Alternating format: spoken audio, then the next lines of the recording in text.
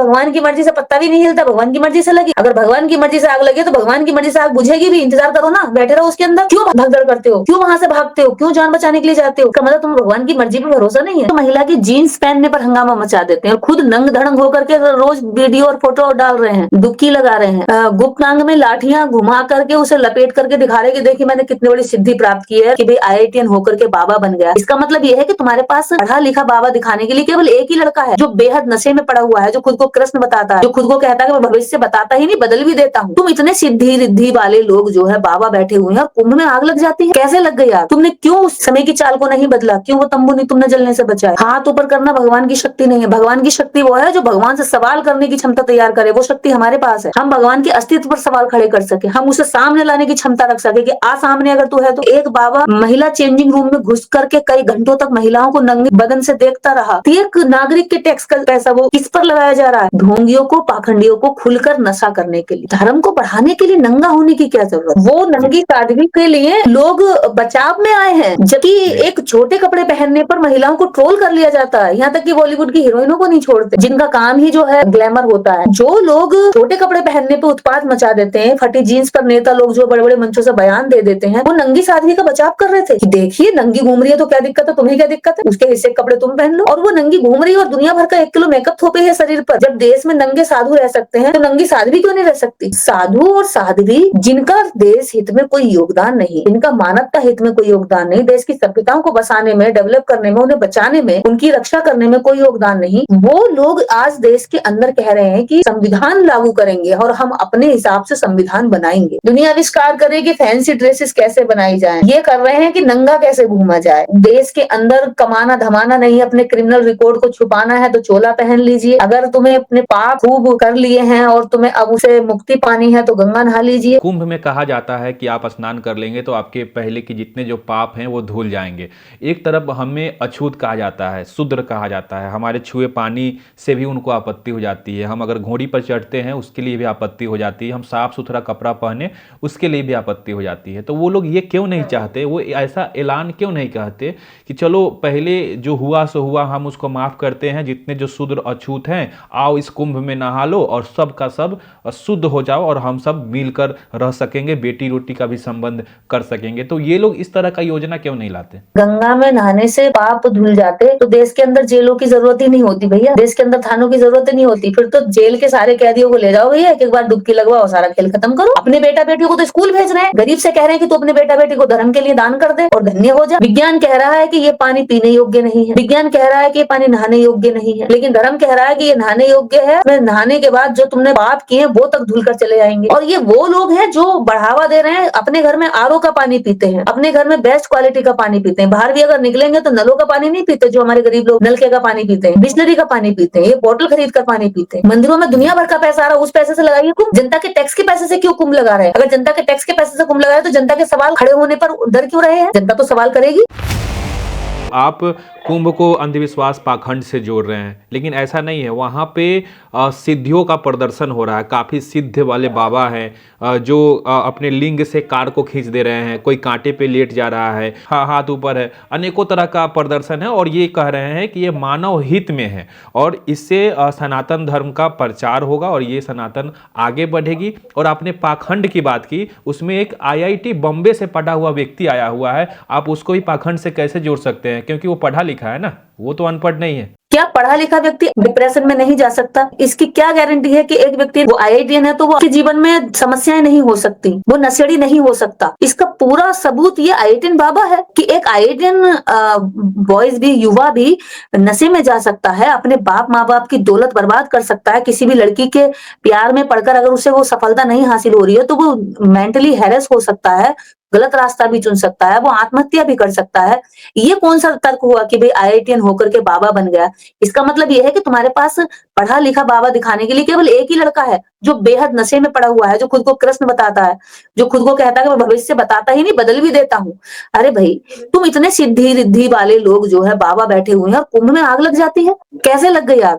तुमने क्यों उस समय की चाल को नहीं बदला? क्यों वो तंबू नहीं तुमने जलने से बचाए? और सबसे बड़ी बात, अपनी रिद्धि सिद्धि की बात कर रहे हैं कि मेरे हाथ ऊपर करने से, मान लो मैं अपना हाथ ऊपर कर भी लूं तो इसमें तुम्हारा क्या भला हुआ? गौतम का जीवन में क्या परिवर्तन आया? बाकी लोगों के जीवन में क्या परिवर्तन आया है? आइटिन बाबा, अगर लड़का एक बाबा बन गया, उसने चीवर डाल लिया, नशा कर लिया, भोले की बूटी पी ली और वो है पूरी बात भी नहीं कर पाता है और वो बार बार कह रहा कि मैं थप्पड़ मार दूंगा मुझसे कोई ज्यादा सवाल करेगा तो इससे तीसरे व्यक्ति के जीवन में क्या भला हुआ? क्या क्या परिवर्तन आया बताइए मुझे। कुछ सालों से हाथ ऊपर किया हूँ, ये कहीं ना कहीं भगवान की सुपर पावर है। मैं कांटे पे लेट रहा हूँ तो भगवान की सिद्धि प्राप्त है, इसलिए मुझे दर्द नहीं हो रहा है। कोई लिंग से कार खींच रहा है, लोग उससे काफी सीख रहे हैं, रोल मॉडल मान रहे हैं। वो भी सोच रहे हैं कि वाह कितने ज्ञानी बाबा हैं, उनसे दर्शन ले रहे हैं, उनसे आशीर्वाद ले रहे हैं, उनकी पैर को छू रहे हैं, उनके सामने लेट रहे हैं, पैसे चढ़ा रहे हैं। देखिए, कांटों पर लेटना भगवान की शक्ति नहीं है, हाथ ऊपर करना भगवान की शक्ति नहीं है। भगवान की शक्ति वो है जो भगवान से सवाल करने की क्षमता तैयार करे, वो शक्ति हमारे पास है। हम भगवान के अस्तित्व पर सवाल खड़े कर सके, हम उसे सामने लाने की क्षमता रख सके कि आ सामने अगर तू है तो। ये हम में है, शक्ति उनमें नहीं है। भगवान से बात करने की, भगवान को सामने लाने की या भगवान को कटघरे में खड़ा करने की जिसके अंदर ताकत है, जो सवाल पैदा कर सकता है, शक्ति उसके अंदर है। अरे भाई, कांटे में लेट करके तेरे शरीर को अगर कष्ट नहीं हो रहा है या हो भी रहा है, दोनों बातों में से कोई भी एक बात तू मान ले, तो मुझे ये बताओ कि उस कष्ट से तीसरे व्यक्ति का दुख कैसे मिटा? ये शक्ति कहाँ हुई? इस देश के अंदर पाखंड और अंधविश्वास के लिए धरती बहुत ही उपजाऊ है। यहाँ लोग समझते कम है, पढ़ते बिल्कुल नहीं है। किसी ने कहा रुद्राक्ष की माला लेकर वो सर पर इतने सालों से है। भाई, रुद्राक्ष की माला लेकर वो इतने सालों से अगर है तो उस एरिया के लोगों का कोई विकास हुआ होगा? चलो, पूरे देश का छोड़ दो, राज्य का छोड़ दो, जिस एरिया में वो रहा होगा, कोई विकास हुआ होगा? कोई विकास अगर हुआ है तो बताइए। उसने अपने परिवार का कोई विकास करा होगा? नहीं करा होगा। उसने अपने देश के अंदर कोई अच्छी ऐसी प्लानिंग दी होगी, कोई ऐसा अच्छा विचार दिया होगा, सोच दिया होगा उस एरिया के लोगों को, उस एरिया की बच्चियों के लिए किसी तरह की सुरक्षा का माहौल तैयार किया होगा? नहीं किया होगा। अरे, ये खुद बाबा महिलाओं को वहां सता रहे हैं, परेशान कर रहे हैं। एक बाबा महिला चेंजिंग रूम में घुस करके कई घंटों तक महिलाओं को नंगे बदन से देखता रहा।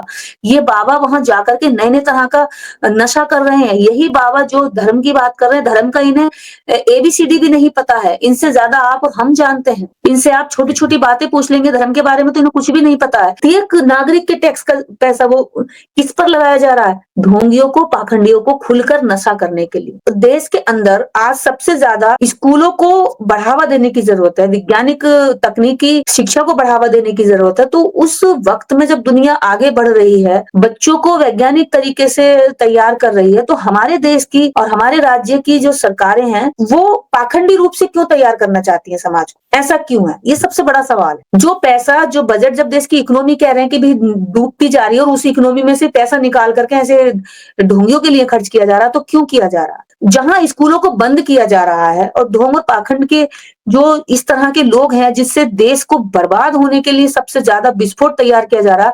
आप सोचिए, इतने सारे नांगे, इतने सारे साधु जो इतने अभद्र हैं, जिनकी इतनी अश्लील और गंदी भद्दी वीडियो आ रही है, कि समाज में जब जाएंगे तो इनकी कितना मनोबल बढ़ जाएगा यहाँ से जाकर। तो जिस देश को, जिस राज्य को विज्ञान को बढ़ावा देने की जरूरत है, शिक्षा के संस्थानों को उच्च बनाने की जरूरत है, अच्छी क्वालिटी एजुकेशन देने की जरूरत है, वहां स्कूल तो बंद किए जा रहे हैं, लेकिन उस जनता के टैक्स के पैसे से इस तरह के मेले का आयोजन किया जा रहा है जिसमें अपराधियों को खुली छूट मिल जाए, उनका मनोबल बढ़ जाए, वो देश के अंदर कहीं भी जाए, किधर भी जाए तो धर्म के नाम पर उत्पात मचा सके। कि हम लोग बाबा साहब के विचारों को फॉलो करते हैं, पेरियार, रामस्वरूप वर्मा, ज्योतिबा फुले, तमाम महापुरुषों के विचारों को फॉलो करते हैं और हम लोग चाहते भी हैं कि इनके विचारों को लोगों के बीच रखें।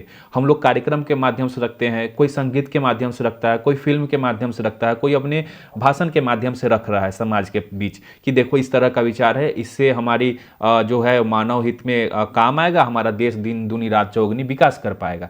अगर इसी तरीके का सेंस अगर उन लोगों के पास है जो चाहते हैं कि भाई सनातन धर्म का प्रचार हो, हमारा सनातन आगे बढ़े, तो उनके अंदर अगर अच्छी विचारें हैं तो वो इसी प्रकार से मंच के माध्यम से रख सकते थे, कार्यक्रमों के माध्यम से रख सकते हैं। ये नंगा बन के रखने की क्या जरूरत पड़ जा रही है? अरे, ये वही संस्कारी लोग हैं जो महिला की जीन्स पहनने पर हंगामा मचा देते हैं और खुद नंग धड़ंग होकर के रोज वीडियो और फोटो डाल रहे हैं, डुबकी लगा रहे हैं। क्या है ये? और ऐसे ऐसे बाबा जो अपने गुप्तांग में लाठियां घुमा करके उसे लपेट करके दिखा रहे कि देखिए मैंने कितनी बड़ी सिद्धि प्राप्त की है। अरे, महिलाएं, बच्चे वहीं घूम रहे हैं और तुम कतई नंग धड़ंग होकर उत्पात मचा रहे हो। कितना धर्म को बढ़ाने के लिए नंगा होने की क्या जरूरत है? मैं ये ये समझ में मेरे नहीं आ रहा। धर्म बढ़ाने के लिए नंगा होने की क्या जरूरत है? धर्म की अच्छाइयां बता दीजिए, लोग खुद आपके साथ चले आएंगे। धर्म की अच्छाइयां बताइए, धर्म का विकास बताइए, धर्म की योग्यताएं बताइए। धर्म ने जो अब तक दिया है उसकी जो अब तक की प्राप्तियां हैं वो बताइए, उपलब्धियां बताइए। तो खुद ही जनता, आप देश ही नहीं विदेश दुनिया के लोग आपके पीछे चल देंगे। जैसे बुद्ध ने कभी किसी तरह का कोई भी ऐसा नंगापन नहीं किया। बुद्ध को मानने वाले लोग आज भी नहीं करते। बुद्ध विहारों में पूरे कपड़े पहनकर जाते। इस तरह का कोई भी अगर खुले में स्नान भी करेंगे तो कपड़ों में कर सकते हैं। लेकिन ये जो धर्म के नाम पर पूरी नग्नता है और इस कदर है कि संख्या का कुछ पता ही नहीं है, संख्या ही संख्या है। क्योंकि नंगे होने में कोई मेहनत नहीं लगती, नंगे होने में ज्ञान की जरूरत नहीं पड़ती, नंगे होने में एजुकेशन की जरूरत नहीं पड़ती। जिस तरीके से ये लोग नंगे होकर कुंभ में स्नान कर रहे हैं, वहाँ पे अपने सिद्धियों का, उन लोगों के हिसाब से सिद्धियों का प्रदर्शन कर रहे हैं, आपको नहीं लगता कि एक प्रकार से एक समाज को मोटिवेट भी करना है कि आओ तुम भी नंगे होकर इस तरिके का कृत्य करो? आपने देखा होगा एक नंगी साध्वी भी आपको देखने को मिली होगी इस कुंभ। वो नंगी साध्वी के लिए लोग बचाव में आए हैं, जबकि एक छोटे कपड़े पहनने पर महिलाओं को ट्रोल कर लिया जाता है। यहाँ तक कि बॉलीवुड की हीरोइनों को नहीं छोड़ते, जिनका काम ही जो है ग्लैमर होता है। जो लोग छोटे कपड़े पहनने पे उत्पात मचा देते हैं, फटी जीन्स पर नेता लोग जो बड़े-बड़े मंचों से बयान दे देते हैं, वो नंगी साध्वी का बचाव कर रहे थे कि देखिए नंगी घूम रही है तो क्या दिक्कत है, तुम्हें क्या दिक्कत है, उसके हिस्से के कपड़े तुम पहन लो। और वो नंगी घूम रही है और दुनिया भर का 1 किलो मेकअप थोपे है शरीर पर। जब देश में नंगे साधु रह सकते हैं तो नंगी साध्वी क्यों नहीं रह सकती? बात तो उसकी वैसे सही है, क्योंकि समानता की बात अगर करें तो वो नंगी रह सकती है। तो साधु और साध्वी जिनका देश हित में कोई योगदान नहीं, जिनका मानवता हित में कोई योगदान नहीं, देश की सभ्यताओं को बसाने में, डेवलप करने में, उन्हें बचाने में, उनकी रक्षा करने में कोई योगदान नहीं, वो लोग आज देश के अंदर कह रहे हैं कि संविधान लागू करेंगे और हम अपने हिसाब से संविधान बनाएंगे। ऐसे लोगों के आधार पर देश चलेगा? जहां कपड़े के लिए, जहां सभ्यताओं के लिए, जहां संस्कारों के लिए नए कानून, नई चीजें और देश के या दुनिया की तरक्की में योगदान निभा सकती हैं, उनको अपना रहे हैं, उनको खोज रहे हैं। वहां पे ये आज वहां आदि मानव समय में जाकर के ये कतई नंगे होकर घूम रहे हैं। दुनिया आविष्कार करे कि फैंसी ड्रेसेस कैसे बनाई जाए, ये कर रहे हैं कि नंगा कैसे घूमा जाए। तो अगर तुम्हें नंगा होना है तो धर्म की आड़ लीजिए, धर्म का नाम लीजिए। तुम्हें नशा करना है तो धर्म का नाम ले लीजिए। देश के अंदर कमाना धमाना नहीं, अपने क्रिमिनल रिकॉर्ड को छुपाना है तो चोला पहन लीजिए। अगर तुम्हें अपने पाप खूब कर लिए हैं और तुम्हें अब उससे मुक्ति पानी है तो गंगा नहा लीजिए, जिससे देश में क्राइम बढ़ेगा, विज्ञान नहीं बढ़ेगा, जहां महिलाओं की सुरक्षा खतरे में जाएगी, जहां संविधान को रोज तार-तार किया जाएगा। संविधान होगा तो, लेकिन उसको चलाने वाले, उसको लागू करने वाले लोगों की नीयत साफ नहीं होगी तो वो ऐसे ही लोगों को प्रमोट करेंगे। ये देखकर नेता चुन लेंगे कि वो धर्म की बात कर रहा है तो भाई वो तो धर्म का पाखंड ही फैलाएगा, वो विज्ञान का रोशनी नहीं फैलाएगा, वो विज्ञान आपको नहीं देगा, वो आपको हॉस्पिटल में बेड उपलब्ध नहीं कराएगा, ना ऑक्सीजन उपलब्ध कराएगा, और ना ही वो आपको, आपके बच्चों को अच्छी एजुकेशन उपलब्ध कराएगा, क्योंकि उसके बेस में वो चीजें है ही नहीं, उसके ब्रेन में वो चीजें है ही नहीं। वो राज्य की तरक्की की बात नहीं करेगा। वो धर्म से निकला हुआ व्यक्ति तो वो धर्म की तरक्की की बात करेगा, और वो धर्म की तरक्की की बात कर रहा है, काम भी कर रहा है, क्योंकि धर्म की तरक्की ही उसके लिए सर्वोपरि है और मनु का विधान ही उनके लिए अंतिम लक्ष्य है, अंतिम जो सबसे सर्वोपरि है वो मनु का विधान है, जो अभी भी इनके मसौदे को तैयार करने के लिए जिन्होंने प्रेस वार्ता की उसमें लिखा है कि हमारा सर्वोच्च और सबसे अंतिम लक्ष्य मनु विधान को लागू करना है। तो मनु विधान को लागू करने वाले लोग तो भाई इस तरह के हुड़दंगी राज्य की कल्पना करेंगे और उसी हुड़दंग राज्य की ताकत को बढ़ाएंगे। कुंभ में कहा जाता है कि आप स्नान कर लेंगे तो आपके पहले की जितने जो पाप हैं वो धुल जाएंगे। एक तरफ हमें अछूत कहा जाता है, शूद्र कहा जाता है, हमारे छुए पानी से भी उनको आपत्ति हो जाती है, हम अगर घोड़ी पर चढ़ते हैं उसके लिए भी आपत्ति हो जाती है, हम साफ सुथरा कपड़ा पहने उसके लिए भी आपत्ति हो जाती है। तो वो लोग ये क्यों नहीं चाहते, वो ऐसा ऐलान क्यों नहीं कहते कि चलो पहले जो हुआ सो हुआ, हम उसको माफ करते हैं, जितने जो शूद्र अछूत हैं आओ इस कुंभ में नहा लो और सब का सब शुद्ध हो जाओ और हम सब मिलकर रह सकेंगे, बेटी रोटी का भी संबंध कर सकेंगे। तो ये लोग इस तरह का योजना क्यों नहीं लाते? देखिए, इस तरह की योजना लाके मनु व्यवस्था ध्वस्त हो जाएगी ना, इसलिए नहीं लाते।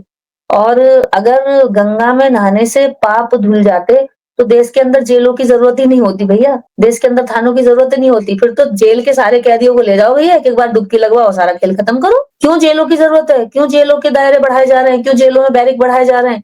क्यों पुलिस और इनकी भर्ती की जा रही है? क्यों की जा रही है भाई? सारे पापियों को, सारे अपराधियों को ले जाकर के गंगा नहला दो, छोड़ दो ये ना खुला फिर। अगर 1 साल बाद फिर से आप गंगा नहला देना, फिर अपराध उनके धुल जाएंगे। तो ये कितनी इलॉजिकल बात है, कितनी गैर कानूनी, गैर संवैधानिक बात है कि आप पाप करिए और गंगा में नहा लीजिए और आपके पाप धुल जाएंगे। इसका मतलब मोटिवेशन मिल रहा है कि आप पाप कर सकते हैं, कि यार चलो गंगा नहा लेंगे, पाप धुल जाएंगे।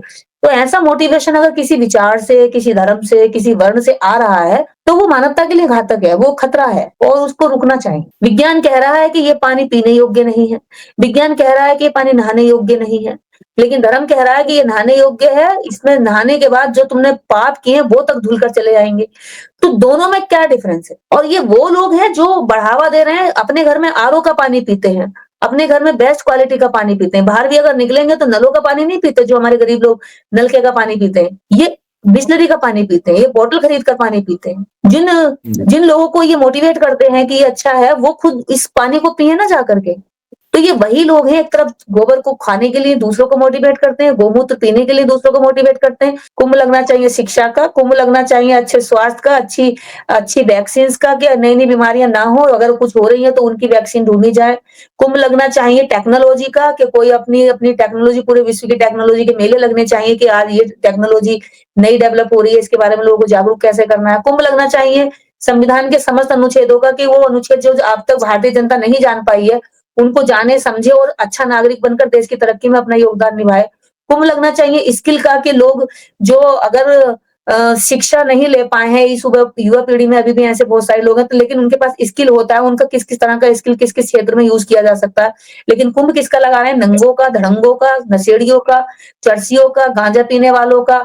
मंदिरों में दुनिया भर का पैसा आ रहा है, उस पैसे से लगाइए कुंभ। जनता के टैक्स के पैसे से क्यों कुंभ लगा रहे हैं? अगर जनता के टैक्स के पैसे से कुंभ लगा रहे हैं, तो जनता के सवाल खड़े होने पर डर क्यों रहे हैं? जनता तो सवाल करेगी। कि जब भी समाज में, देश में कोई अच्छा काम होता है तो वो लोग तुरंत कहते हैं कि भगवान की मर्जी से ये चीज़ हुआ है, भगवान की मर्जी के बिना पत्ता तक नहीं हिल सकता, ये सारी भगवान की हुई चीज़ें हैं। और जब इस तरह की आग लगती है, किसी बाबाओं के पंडाल में भगदड़ मचता है, किसी धार्मिक कार्यक्रमों में भगदड़ मचता है, या जैसे कुंभ में आग लगा, तो ये उस समय ये नहीं कहते हैं कि हाँ भाई ये भी ईश्वर की मर्जी से हुआ है। क्योंकि अगर ईश्वर की मर्जी से आग लगी है, तो ईश्वर की मर्जी को आग बुझाने का इंतजार करो ना। क्यों दमकल मशीन मंगाते हो? क्यों फायर ब्रिगेड को बुलाते हो? क्यों विज्ञान के द्वारा बनाई गई मशीनों का यूज करते हो? भगवान की मर्जी से आग लगी है तो भगवान की मर्जी का इंतजार करो कि वो आग भी बुझा देगा। क्यों भगदड़ करते हो? क्यों वहां से भागते हो? क्यों जान बचाने के लिए जाते हो?